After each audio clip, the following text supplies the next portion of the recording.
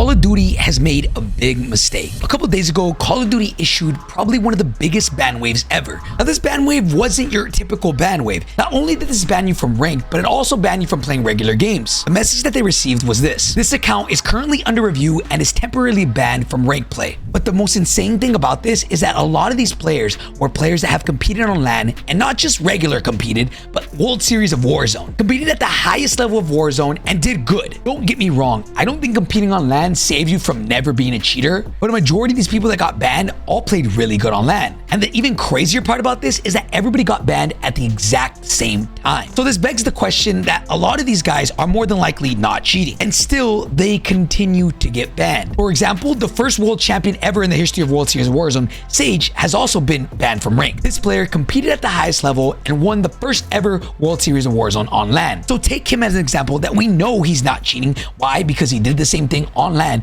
and is still getting banned. You have a player like Sage getting affected by that, but then I go and play ranked play with Diaz Biffle and we run into a total of 10 plus hackers in one day of gaming. How is it possible for a bunch of legitimate players to continue to be falsely banned, but then we go and play ranked and it's infested with cheaters? And I'm not just talking about ranked, this is also in regular pubs as well. On top of this, it's not only affecting Warzone, this is also affecting multiplayer as well. If you go and look at the top 250 ranked right now in multiplayer, you'll see that a majority of these guys are actual hackers. A lot of these guys are either exploiting or hacking, and it just doesn't make sense how this continues to happen from a AAA company. The biggest thing when it comes to rank is a lot of people thought that this game mode shouldn't even be releasing right now. With the amount of cheaters, the amount of bugs, and everything going on right now, with the game pretty much not being ready, a lot of people thought it would be the better idea to hold and wait for rank play. But sadly, our concerns came true. Rank play is out and it's infested with cheaters, and honestly, the bugs are insane. It seems like the frustration from the community is just at a slow rise, while the fun factor of the game has been on a steady decline for the last 4 years. Warzone's decline has been a thing for a while now, and we all wonder, how did this even happen? If you go back and look at Modern Warfare 2019 videos,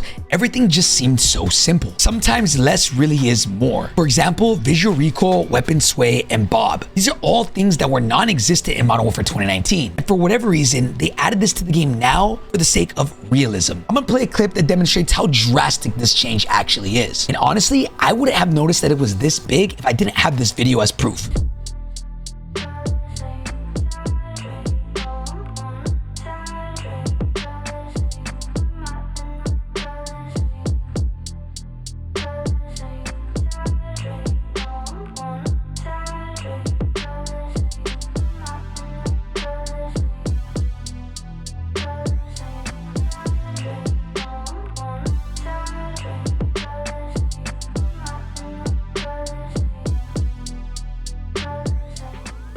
Seeing that, it really does paint the picture of how we've gone backwards, and even in some cases where we haven't even noticed to what extent. Right now, the main focus is to fix the game to where it can actually be enjoyable. There are still server issues, there are still cheaters, and there are still probably the most bugs we've ever seen on a Warzone launch. It really does feel like the community trust is completely gone. When an update comes out, everybody just expects for it to not be good. I really do wonder, and I really am curious, what can Call of Duty actually do to appease their audience? And trust me, I understand this is way easier than what I'm giving credit for. You have so many different types of players and so many different types of play types that you can't cater to just one. I completely understand that, but I really do feel like OG Warzone, Modern Warfare 2019 appeased to everybody. Let's use Fortnite as an example. Now, I understand this might not be everybody's game, but their ability to not die needs to be studied. Recently, Fortnite OG came out and they have been hitting insane numbers. Right now, Fortnite is dominating the gaming industry, and they are quite literally the golden standard. Whether it's your cup of tea or not, you can't deny that. But the biggest thing is it feels like Fortnite genuinely listens to their community. They not only just released a brand new map,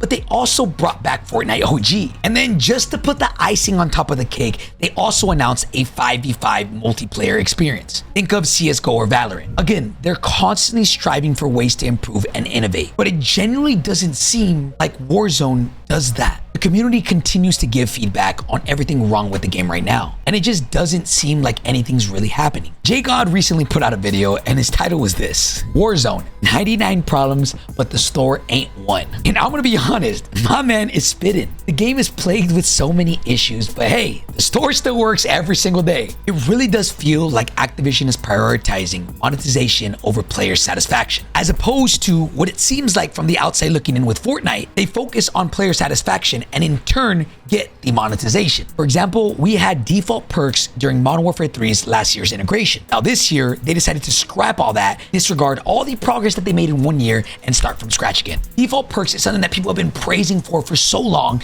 and for whatever reason, they took it out. Streamers such as Iceman Isaac have been super vocal about this change and have questioned why it even happened to begin with. Isaac said, "At COD Next, I pulled multiple devs aside and explicitly told them removing default perks was a horrible decision. The community would overwhelmingly hate it and implored them to revert the change.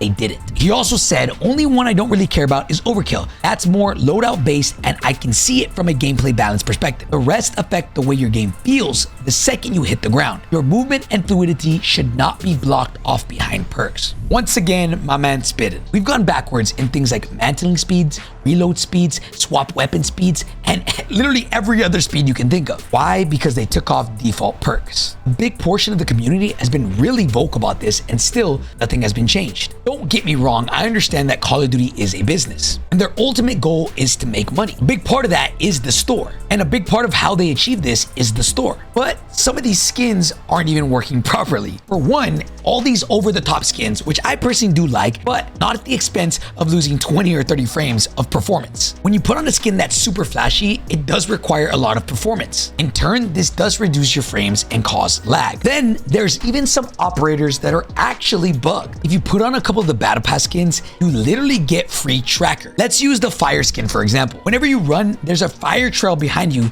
that people can genuinely see the path that you ran on, in turn giving you a disadvantage. Your guy literally leaves like a fire footstep effect. Oh, hell no. Why would I? This is pay to lose, bro. He's got the lava skin on. We can track his every moves. I see his lava skin to the floor. I see his lava skin to the floor, bro.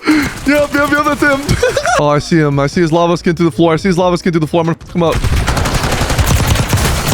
If you spent $30 on the Season 1 Black Seal Pass, don't use this skin, or this skin, or this skin, or this skin, or this skin. There's just a lot of things, in my opinion, that don't really make sense. For example, how is everyone and their mothers getting chat banned for saying a cuss word here and there? But then Call of Duty releases a skin that you can smoke out of a bong. It just feels very tone deaf and contradictory. All this to say is I really do hope that Call of Duty gets their stuff together, because Verdansk is rumored to come back in March, and if things are not ready by then, it's not looking good. Fortnite just had one of the craziest player spikes with their Warzone OG, while Call of Duty is sitting on a gold mine, and it feels like there's been no drastic changes. It always feels like things get better little by little, and they sprinkle these updates across the year, just to then be reverted every single Warzone integration. Genuinely, something needs to change, because I love Call of Duty, and I just want it to succeed.